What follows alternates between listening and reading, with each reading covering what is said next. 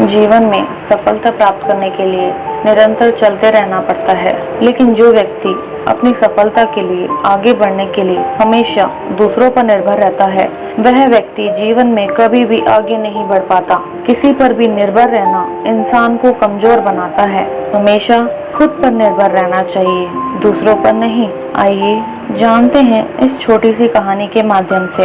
एक समय की बात है, एक गांव में नरेश नाम का व्यक्ति रहता था। वह बहुत आलसी था और कोई काम नहीं करता था, बस इधर उधर से खाने की व्यवस्था कर लेता था। एक दिन वह व्यक्ति जंगल में घूमने गया तो उसने देखा कि एक लोमड़ी लंगड़ा कर चल रही थी।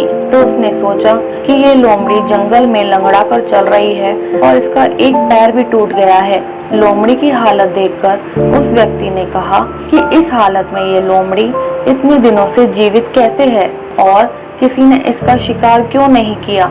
इस घने जंगल में खाने के लिए मांस कैसे मिलता होगा इसे।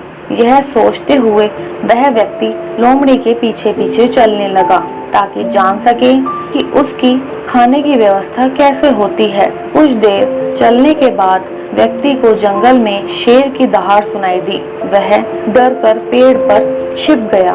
उसने देखा कि शेर के मुंह में मांस का टुकड़ा है और उसके मुंह से एक टुकड़ा गिर गया। लोमड़ी ने उस मांस के टुकड़े को खा लिया।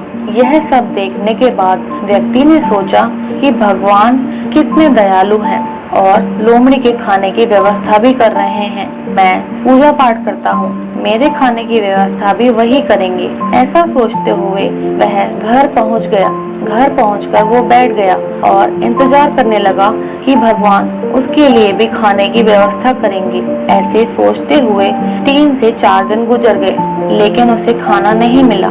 खाना नहीं मिलने की वजह से वह व्यक्ति कमजोर हो गया। तभी उसके घर के बाहर से संत गुजर रहे थे।